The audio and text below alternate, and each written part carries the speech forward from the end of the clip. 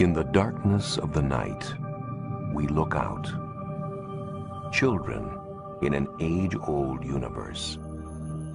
We try to find the man in the moon and search for meaning in the stars. We look for answers. We look for life, perhaps not as we know it. A world away, or is it? What I saw was real. It was damn real. Over the last 50 years, reports of UFOs and of encounters with extraterrestrial beings have reached astronomical proportions.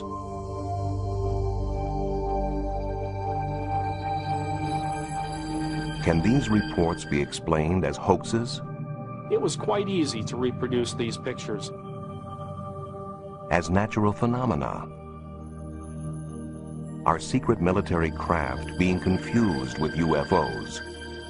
I've seen a silver flying dome in the sky that was unidentifiable. Are these sightings all in our minds? Or is there intelligent life beyond us? And are aliens closer than we think?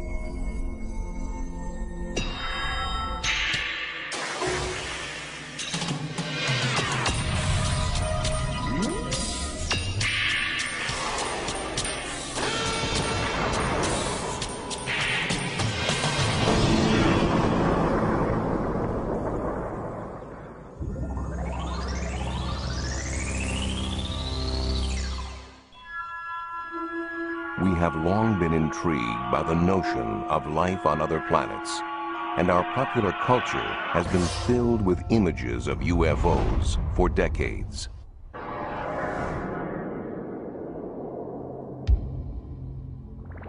But the first widespread documented sightings of UFOs in the real world came in the closing months of World War II.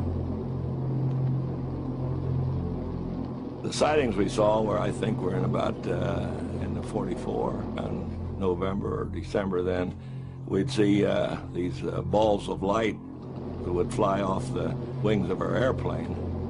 The one I saw was like a white light. A lot of the other people reporting in it saw red lights, and some of them would see some green lights, and some of them reported that they would try to chase one while they never could catch it. We would turn into it, and it would turn with us. And we'd turn away from it, and it would still turn with us. And I put my gun sights on, trying to get on it, but I never could. We flew the British Mosquito, which was capable of 450 knots. And we opened it up a number of times and tried to close with it, and we never came anywhere close to it. The pilots dubbed these unidentified flying objects Foo Fighters, but still don't know if they were German secret weapons, optical illusions, or something else entirely. I think the book is open on whether it was imagination, hallucination, or really extraterrestrial or German ground control object, but I haven't seen anything in 50 years that changed the perception of what they were other than unidentified flying objects.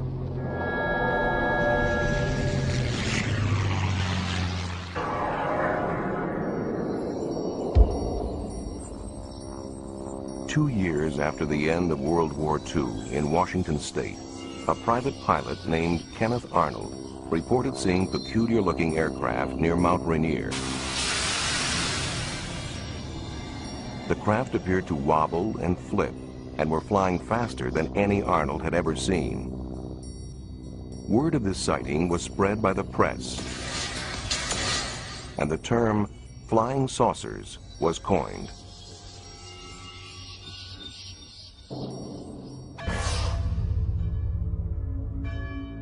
Although life in post-war America seemed tranquil enough, such reports of unidentified flying objects began to multiply. Were these UFOs Soviet reconnaissance planes? Could this explain their apparent presence around U.S. military bases? Fear began to emerge. Atomic secrets could be at risk. national security at stake.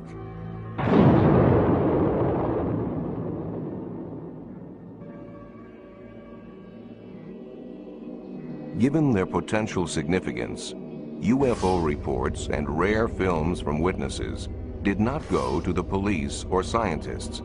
Rather, for 22 years, they were collected as part of Project Blue Book for Air Force investigation. The head of the project explained why. First of all, to try to determine if the UFO phenomena presents a threat to the security of the United States. And second, to determine if the UFO phenomena exhibits any technological advances which could be channeled into research and development. Finally, in 1969, the files were closed. The Air Force conclusion? No threat and poor data. They looked at 3,201 sightings. They categorized every single one. They did a quality evaluation of every single one. And what they found was 21% of the 3,201 cases that they examined had to be listed as unknowns, completely separate and distinct from the 10% that were listed as insufficient information. They found that the better the quality of the sighting, the more likely to be an unknown. And yet, what did the Secretary of the Air Force say to the public? He said that on the basis of this report, we believe that no objects such as those popularly described as flying saucers have overflown the United States. Still, many remained unconvinced by the official government findings, and their disbelief seemed to find support for a time in 1987. It was then that British researcher Tim Good laid his hands on a briefing document which was addressed to President-elect Dwight D. Eisenhower and dated November 1952. The papers appear to reveal the U.S. government's clandestine recovery of aliens after the 1947 crash of an airborne object in New Mexico. Those in charge of the recovery were called the Majestic 12. According to this document, a local rancher reported finding a flying saucer that had crashed 75 miles northwest of Roswell Army Airfield. During the recovery, 4 dead aliens were supposedly found. Their remains were allegedly removed and sent to several different locations to be analyzed. There was no question that the importance of these documents was monumental. I mean, nothing like it before had surfaced. It's dynamite. Proves there are flying saucers, alien visitors, the whole business. The implication is, 1, Earth is being visited by extraterrestrial spacecraft. 2, the government has known not only that that is true in the abstract, but has had pieces of wreckage and bodies of extraterrestrials since at least 1947. But not everyone was as sure. Within about 10 minutes of seeing the documents, based upon my research into UFO documents up to that time, I knew these things weren't real. Among the documents Tim Good received was a memorandum from President Truman to his Secretary of Defense. Critics claim that his signature is identical to that on another document, a problem for document analysts. Now, anyone familiar with forensic document analysis knows that a person signing their name never signs it twice in the exact same way. And that suggested to us that the signature from the later genuine non-UFO document was cut out by the forger and pasted onto this false executive order to lend an air of authenticity to it.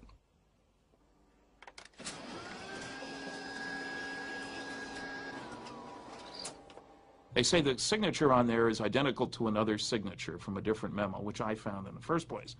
I say if you hold them up to a light table, they are clearly not identical. Regardless, though Tim Good admits the letter itself may be a fabrication, he does not dismiss the information contained within. I am convinced that whoever fabricated that document, if it was fabricated, must have had inside knowledge. There's no way it could be otherwise. And there's no question that the Majestic 12 papers have indeed pointed people in the right direction. And I think essentially the information contained therein is accurate. Eventually, to get a more complete overview of government documentation regarding UFOs, the Citizens Against UFO Secrecy went to court. The National Security Agency, however, tried to block them. We filed for the 21-page above top secret affidavit. The judge had referenced it in his finding, and we eventually got it. The only trouble is, as you start to go through it, you find that it's blacked out, and pretty soon all blacked out. 75% of the document isn't there, and people say, scrape away the black, there's nothing underneath. They Xerox it first.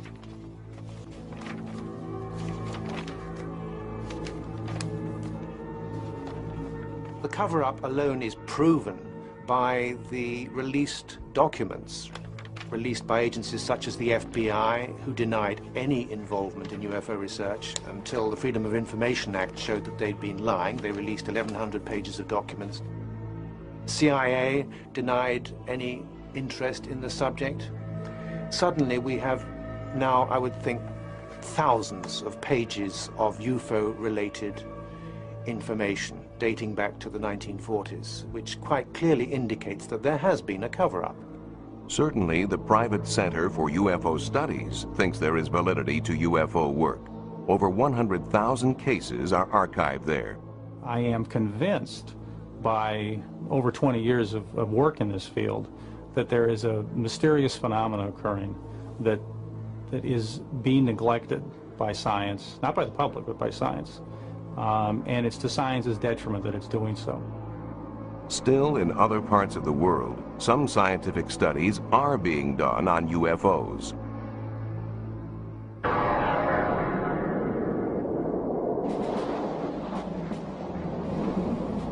In March 1990, in the former Soviet Union, fighter planes scrambled to investigate pulsing lights northeast of Moscow. For 3.5 hours, they stalked the lights, which moved at speeds up to 3,000 miles an hour. No radar image appeared on the screens of ground stations, but photographs were taken, and thermal imaging produced results. For the Chief of Air Defense Forces, these secret results were proof enough of UFOs. Though journalists are asking if there are other sightings, this 1990 case is the only one supported by evidence.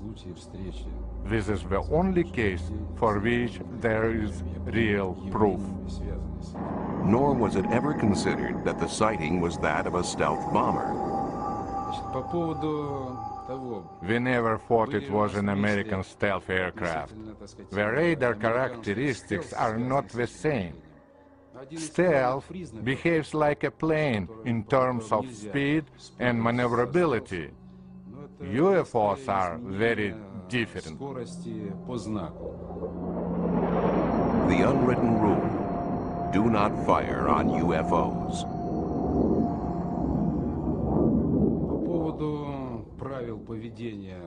As far as official instructions are concerned, we in air defense have certain unwritten rules that mean we do not fire at UFOs. From 1977 on, an official Soviet Ministry of Defense study has collected hundreds of reports of UFOs, reportedly to gain alien technology for military use.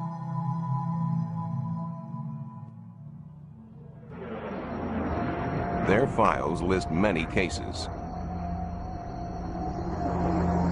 In one case, a pilot reported finding a light closing in on him, at which point his aircraft went into rapid descent. Though he landed safely, there was damage to the left wing.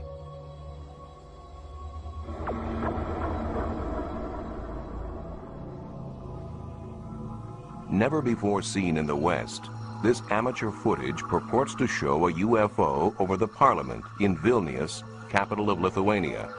The craft hovers noiselessly, appearing to land.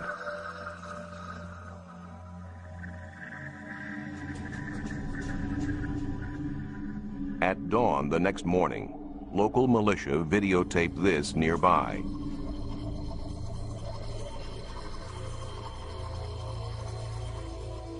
Enhanced, the night visitor looks like this. It moves unlike a normal helicopter or plane.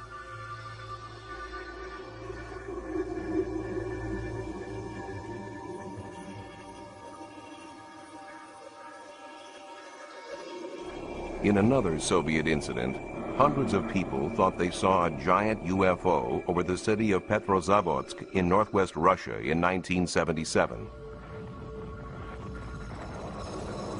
But studies established that it was the burning booster of a secretly launched satellite. Still, at the Soviet Academy of Sciences, such phenomena are considered worthy of serious inquiry. In addition to the country's military study, this governing body for academic research coordinates a countrywide collection of information for scientific analysis. Here, the Central Committee for the Study of UFOs gathers data from 10 other scientific academies. I would like to say a few words about our methods. For some sightings, we carry out investigations in the field. A sighting here has resulted in 12 years of research.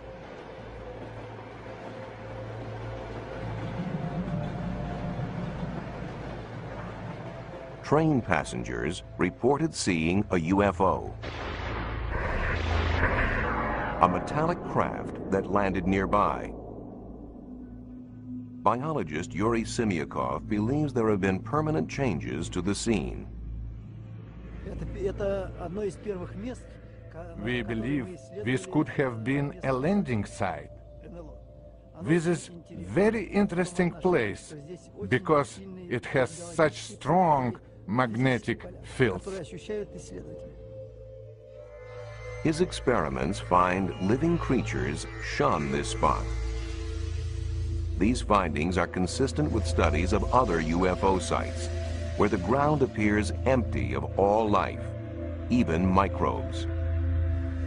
Most puzzling of all, Earth samples taken from landing sites contain tiny spheres. His work has led him to conclude these spheres were extraterrestrial in origin, containing DNA, the seed of life itself. In the U.S., tests of these samples were divided. Results indicate that the spheres are either of unknown origin or common parts of groundwater filter systems. Yet some Russian researchers believe alien microtechnology is being placed here by interplanetary prowlers.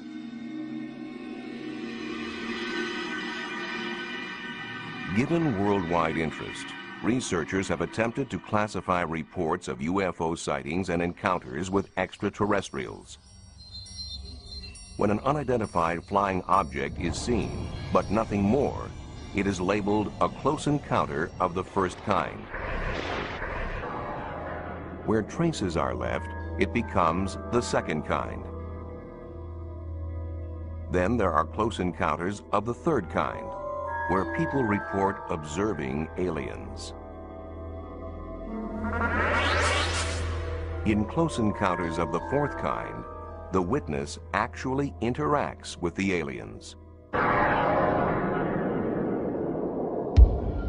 In November 1980, in Tudmorton, England, an experienced police officer, Alan Godfrey, was on night patrol when he saw an object he could not identify. I was on a 10-6 night duty, so I decided that I would go up to this local council estate. As I was about to turn, I saw another 500 yards up the road this object. As I got near to this object, it became apparent to me that what I was looking at wasn't something that I would normally find in the early hours of the morning in Todmorden, you know. I thought it could have been a hot air balloon that had come down, but obviously as I got nearer and nearer, I realised that this was a metallic, man-made craft. It was a nuts and bolts thing. It wasn't an hallucination, it was real. This object was 20 foot wide. It's 14 feet high. It's diamond shaped. The bottom half of it was rotating. The top half was stationary. It had a bank of dark windows, or could have been panelling. Had I got out the car, picked a brick up and thrown it at it, I'd have probably found out whether the windows or not. The trees that lined the road were shaking violently. Yet, whilst I was sat in the car, I didn't feel any vibration, and I didn't hear any noise, but I certainly wasn't going to get out of the car. I picked my clipboard up, put it on my knee, and proceeded to draw it. Now, as I'm drawing the object,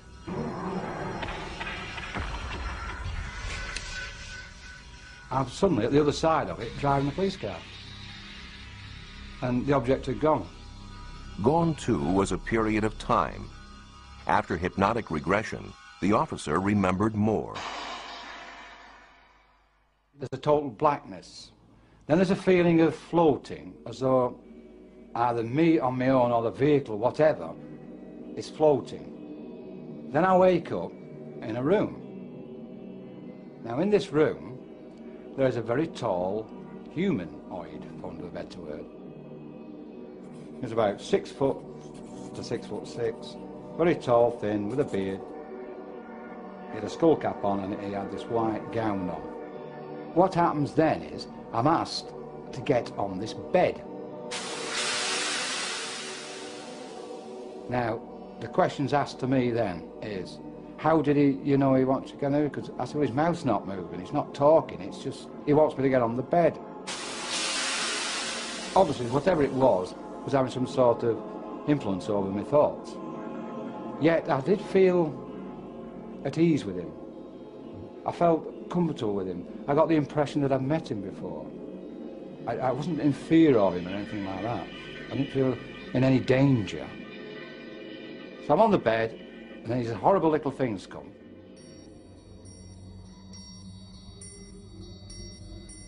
They are a lamp-shaped head with black, dark eyes. That's the best way I can describe them. And there was about 7 or 8 of them.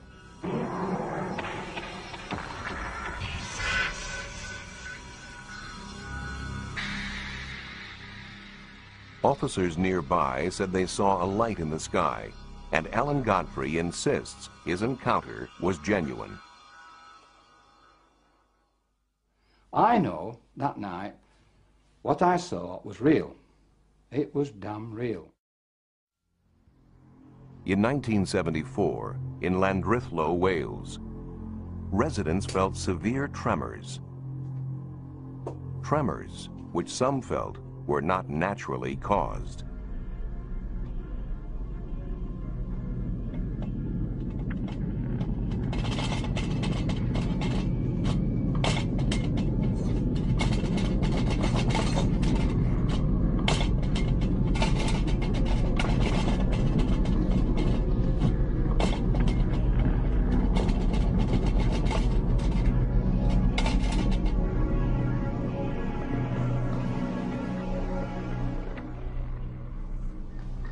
I have no idea what had happened. I don't think it was an earthquake somehow. I still think it wasn't an earthquake. John Roberts wasn't the only one shaken that day. Hugh Edwards thought he saw a flying saucer. I saw this object come in along the mountain with the size of a bus, really. It's white in the middle, on two ends. Came across the mountain towards the road there. As it went over there, it dipped, and I thought it was going to crash. It dipped out of sight into the valley.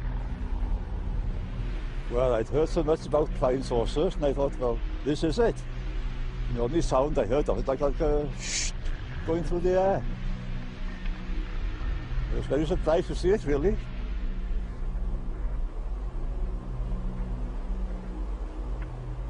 The district nurse thought perhaps a plane was down. I thought there might be an air crash. Maybe as a nurse we could help giving first aid. So I called to my daughters and we got into the car and we made our way up to the mountain.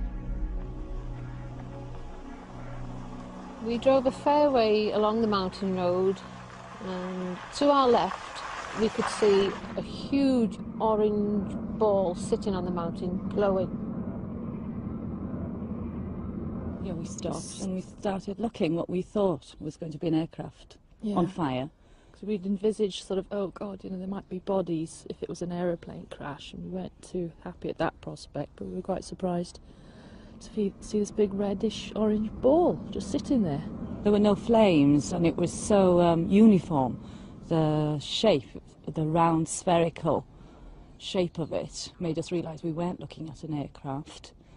There were no flames jumping, but it was pulsating, this red orange object that we saw. And we could see little lights, like fairy lights, coming towards the object in a zigzag pattern, and we assumed at that time possibly there was someone going to see what was what. With hindsight, we realised, well, a search party couldn't have got there, located it and got there in the time it had taken us to go from the village up to the mountain. Yeah. No one could have organised themselves to get to the object that we saw. Since no search party went out that night, nothing was ever found at the scene. But astronomer Ron Madison has proposed that what the villagers saw that night was a meteorite or fireball, and that it coincided with an earthquake at a nearby fault. Thinking that that explosion might well have been due to an impacting piece of rock, our first reaction was to try to estimate the energy involved. And it seemed to us to be something that would correspond to an explosion of the size of about 600 tons of TNT. We got letters from as far apart as Penzance and Northern Ireland and Derby, all reporting seeing a bright light, maybe comparable with a half moon in brilliance, moving across the sky at the speed of an aircraft but with no sound, and trailing smoke just like you would expect something on fire to be crashing.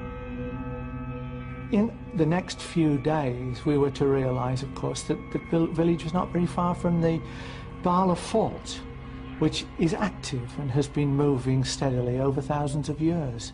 And unbeknown to us at the time originally, there had been on that evening a movement on the fault, and that is incontrovertible evidence.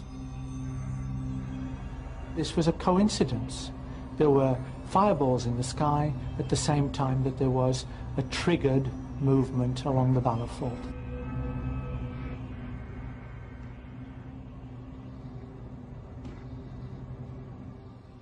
Another highly publicized British sighting proved equally attributable to natural causes, but not before many believed that they too had seen a UFO. In March 1981, policeman Derek Ingram saw and photographed what many thought to be an alien craft that had landed on a fell or hillside. I was in the kitchen of the police house at Cracoe. I looked out across the fell, with the kitchen window backs onto the fell, and I saw a very intense bright light, a big band of light, on the rock face of the fell. I watched the light for maybe 10 minutes, and I thought it was worth taking a photograph of. It was unusual. I actually drove up onto the hill and walked across the fell to try and find something on there, maybe something had been dropped or something had happened. There was nothing up there. I couldn't find anything at all that would explain the lights. The faithful saw a finned craft with 3 lights, and as the press had a field day, researchers tried to identify the visitors. After the photographs had been taken, the negatives were given to the Yorkshire UFO Society, who spent 2 years investigating the case. They sent the negatives to Ground Source Watch in America and to a very well-known German UFO photographic analyst. Neither groups of people could come up with a satisfactory explanation, and in fact Ground Social Watch actually said snow was the best possibility for it. In 1983, the Yorkshire UFO Society went public with the case and actually claimed that it was the best evidence yet for a structured craft being sighted in the British Isles. The investigation continued, and in 1987 we'd almost given up hope of ever finding out what caused it, and I was on a weekend trip into the Dales with my wife and son and decided to stop and show them Cracoe Fell. And lo and behold, what should be staring back at me from the cliff face but the Cracow UFO. What they found was certainly a surprise. Right, we're about 1,100 feet up a Yorkshire cliff, and this is the Cracow UFO. It might not look like much from close up, but you can actually see the 3 balls of light on the photograph. They're created there, there and there by a complicated illusion, a mixture in fact, of white lichen, green lichen, the Yorkshire gritstone rock which contains quartz crystals, and the rainwater. All this, when it's illuminated at certain angles by rain or damp, it gives the illusion of 3 balls of light. Some days it can be very bright, some days it can be very dull. On the day in particular when Derek Ingram saw it, it was amazingly bright, and that's what created the feeling in him that he'd actually seen something totally unusual, even though he'd actually looked out of his window probably every day for the previous 2 years and not seen it. Though some sightings can clearly be explained by natural phenomena, UFOs continue to have a grip on the public's imagination that is not easily loosened. And there's no shortage of pranksters to capitalize on this fascination.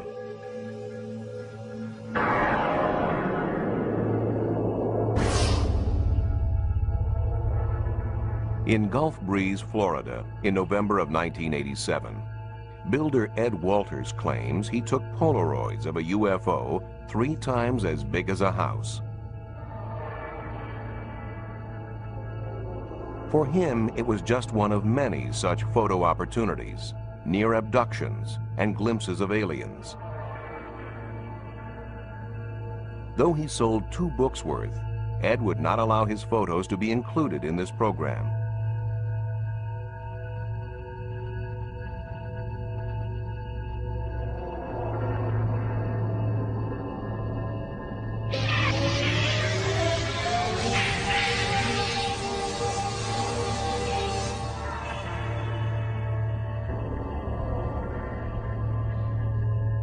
Photographs such as these are not difficult to fake with a little know-how, a styrofoam model, and the right camera. It was quite easy to reproduce these pictures. He took the majority of his early pictures, about 30 pictures, on a Polaroid 108 camera. It is very easy to double expose the film in that camera. If you don't pull the film out, you can press the button and expose that same piece of film again. You take a picture of the UFO model inside, you go outside, take a picture of the skyline, let the film develop. There you have your double exposure of a UFO flying in the sky.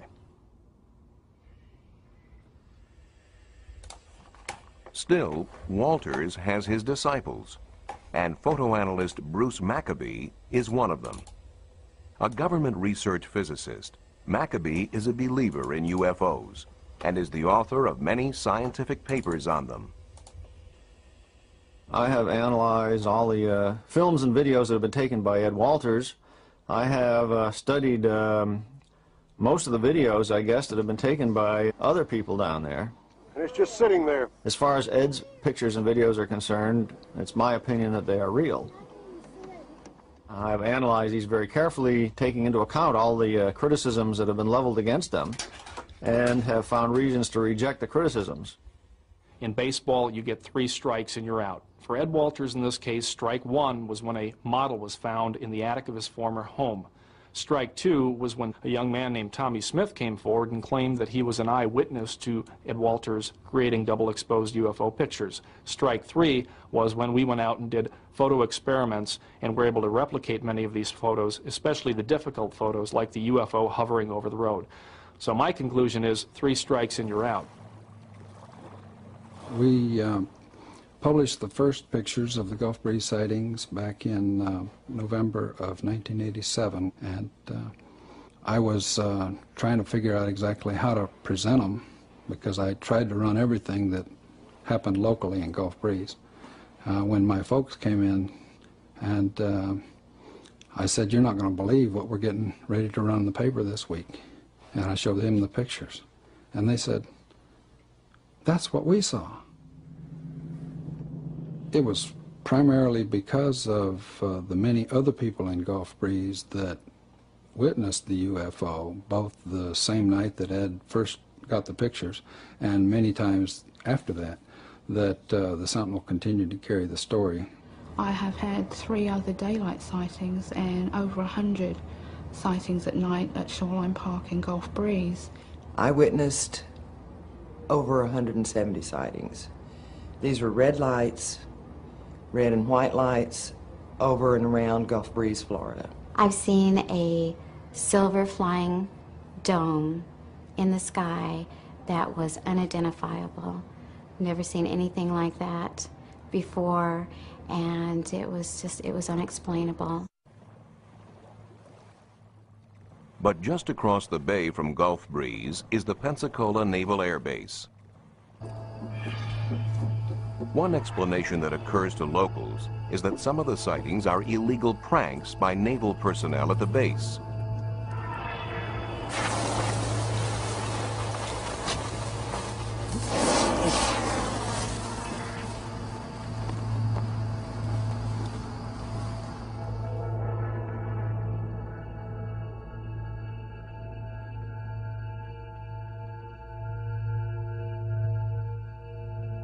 Another possibility is that actual military craft are being confused with UFOs.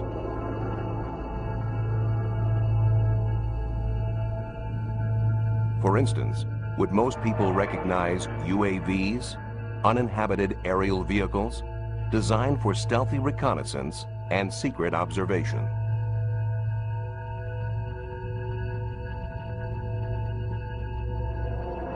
Yet despite the fact that certain sightings may be hoaxes or otherwise explained by natural or man-made phenomena, we keep on looking. Our fascination only grows as scientists uncover evidence of life on other planets. It only grows as it becomes increasingly reasonable to believe we are not alone in the universe. If signs of life on Mars prove true, extraterrestrial life in general may be even more widespread. Astronomers calculate the number of civilizations we can expect to detect in space. They use the Drake equation. Professor Frank Drake. The first factor is the rate of star formation in our galaxy. Obviously, the more stars you make, the more potential abodes of life there will be. Some fraction of those stars will have planets. That's the second factor, the fraction which have planets. We then have to take into account the number of planets in each system which are potential abodes of life. The next factor is the fraction of systems of living things which give rise to intelligence. The next factor is the fraction of systems and intelligent creatures which develop high technology, detectable technology. But how long do they last? How long are they detectable? Perhaps they're destroyed by cosmic accidents. Perhaps in an ugly way through nuclear war. More likely, we think they become undetectable because they become so sophisticated in their technology that they don't waste any energy. They don't release energy into space, and therefore there's no sign of them to detect. And so we say, well, there must be some longevity. L, the length of time typically a civilization is visible. And now if we take the rate of production and multiply by that L, the end result is that thing we started out to find, which is the number of detectable civilizations in space. And the number is getting bigger. 7 new planets have been discovered in the last year. One planet is almost as big as Jupiter by the 4th star nearest to the Sun, a planet orbiting star 51 in the constellation of Pegasus. The latest estimate of the number of galaxies is now 50 billion. The estimated number of detectable civilizations, 100 million. Are any of these potential civilizations attempting to communicate with us? SETI, the search for extraterrestrial intelligence, is listening. I made the first modern radio search in 1960. All over the world, large radio telescopes were being constructed because the beauty and power of radio astronomy had just been recognized. And also at that time, some very much more sensitive radio receivers were invented. The combination of these new telescopes and these new radio receivers gave us a sensitivity very much greater than we've had before. And this was a first. We had, in our abilities, crossed a very important threshold. So it made sense to search. It didn't require anything special in the activities of the extraterrestrials. If they were just like us, we could detect them. Conducting a SETI search from the Earth's surface is very challenging and very difficult. And the reason is you detect intelligent signals all the time. It's just they're all from us. All from us, and some with an impressive shelf life. Call sign GBTT, Golf Bravo Tango Tango.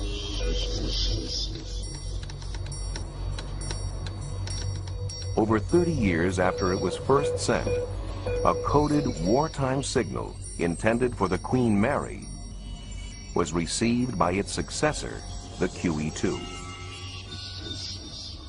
The QE-2 uses the same call sign. The signal came out was addressed to Golf Bravo Tango Tango, which is the call sign of the QE-2, but it was the signal letters of the Queen Mary. And the radio officer who received the signal recognized the Golf Bravo Tango Tango and thought it was for this ship.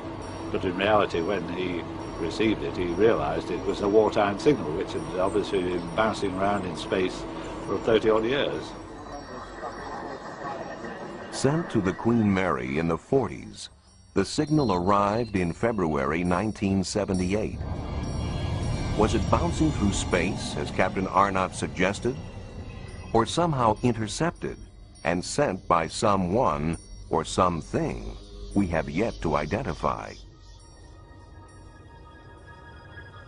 Have we ever detected an intelligent signal from another world?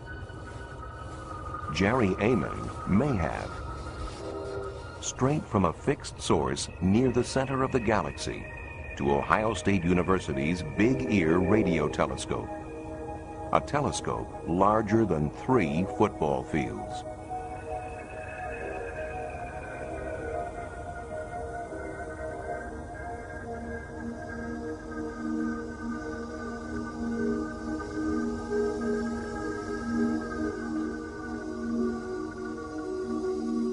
We had started a data run on August 15th, 1977 that lasted for about 3 days. As I was looking through the printout, I was recording and marking all of those signals that were unusually strong, and I came across one that was stronger than I'd ever seen before by many times. And I was so astonished that I wrote the word "wow!" exclamation point over in the margin without even thinking.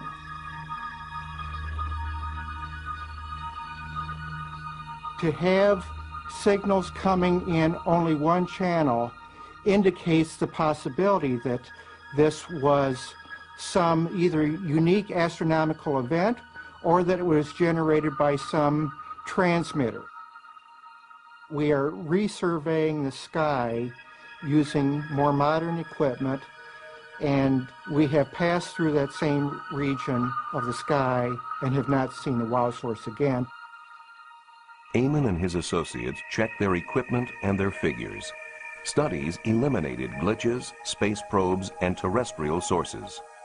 We have ruled out effectively nearby spacecraft or space debris or satellites in Earth orbit, and we've certainly ruled out anything close, very close to the radio telescope, like an airplane flying through the beam of the telescope. We have not ruled out the possibility that this is actually a signal from extraterrestrial intelligence. The transmission of a signal is one thing, but are there ways to travel these vast distances of space? If you imagine this balloon is our universe, we live in 3 dimensions in the surface of the balloon. And it has been suggested that there may be what are called wormholes, that, if you like, sort of run across the balloon from one side to the other, or connecting points, which would allow us to travel from one side of the balloon via a shortcut to the other side of the balloon. Imagine that this sheet of paper is our universe and we're at point A and we want to go to point B. Normally we would have to travel through from A to B through the universe. What would be nice, of course, would be if we could find some way of bending the universe in another dimension to bring those 2 points together and then step across the gap. And that's a sort of space warp, if you like, warping the universe to bring those points closer together. As yet, the answer remains theoretical. For now, we are limited to sending craft into nearby space to gather information, capture images, and measure conditions. Could others be doing that too? With that question, we return to our fascination with something larger, something other. We return to our fascination as we continue to face the sky, looking, listening, and longing.